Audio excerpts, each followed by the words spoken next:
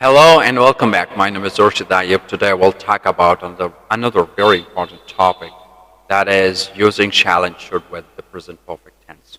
All right. So the present perfect tense is used to describe an action that began in the past and has continued up until the present moment. I have already covered this, present perfect tense in my previous video. You can have a check, and I'm gonna share you the link in the description wherein you can click onto that link and that will take you to the video and you can watch all the guidelines and usages of present perfect tense in that video. All right. Here in this video, shall and should, or like we are going to talk about how to make use of shall and should in present perfect tense. Shall and should are auxiliary or modal verbs that can be used with the present perfect tense to express a sense of obligation, recommendation, or expectations. I even covered, shall and should, shall and should modal verbs, their usages, and the guidelines of shall and should. And I gave you several examples in my previous video. I'm going to share you a link of that video as well, wherein you just need to click onto that, and that will take you to the video. Watch the entire video, and you can, master shall and should. You can learn how to make use of shall and should. All right. Here in this video, we are talking how to make use of shall and should with present perfect tense. All right. I'll give you some examples of shall and should using present perfect tense. For example, I should have finished my homework by now, or that expresses the speaker's belief that they were expected to finish their homework by now, but they have not yet done so. So, similarly, you shall have completed the project by the end of the week. Expresses an obligation for the listener to complete the project by the end of the week. So, in this video, we will explore various examples of how shall and should can be used with the present perfect tense and discuss the variation of each usage. So, let's dive in and explore the world of shall and should in the present perfect tense. All right? Let's get started. So shall and should are modal auxiliary verbs that are used to express obligation, necessity, or recommendation. When used with the present perfect tense, shall and should can convey slightly different meanings. Shall is generally used to express a strong sense of obligation or requirement.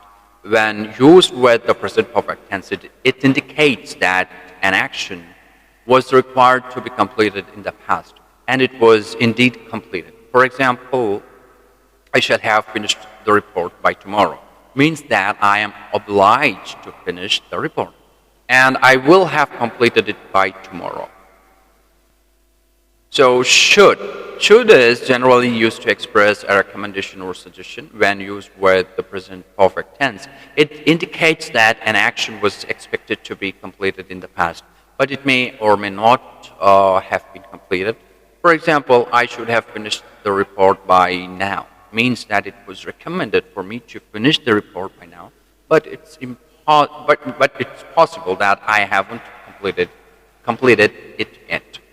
So it's worth noting that both shall and should can also be used to make predictions about the future, but that usage is not related to the present perfect tense. So shall and should are modal auxiliary verbs that can be used with the present perfect tense to express different meanings. Now let me give you some examples so that you can understand it better. Shall with present perfect tense. All right, now let us look at shall with present perfect tense here. I shall have completed my project by tomorrow.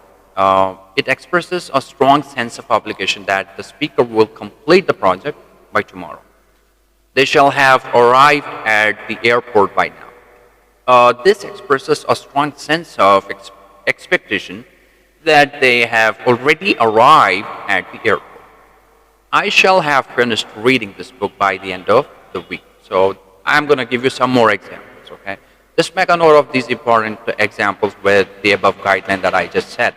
We shall have arrived at the airport before the flight takes off. He shall have eaten all the pizza by the time we get back. They shall have completed their training by the end of the month.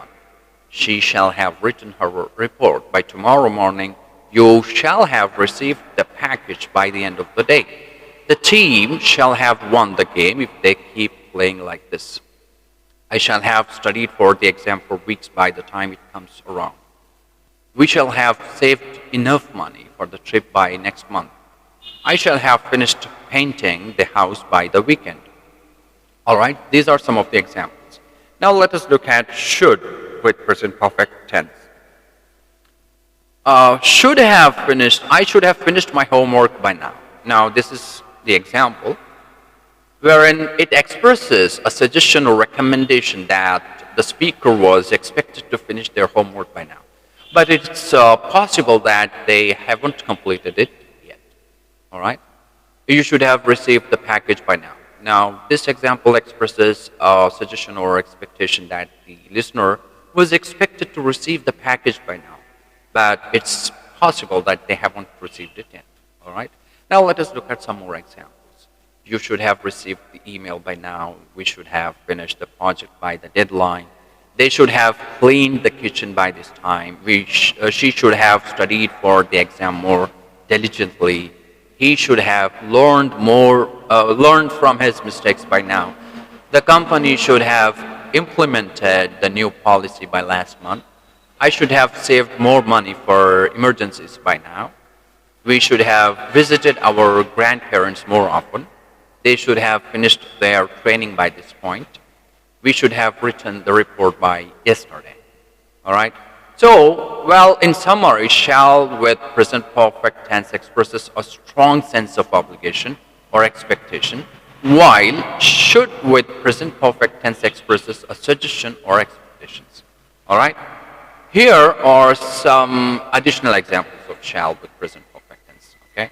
Just look at these other examples. She shall have sent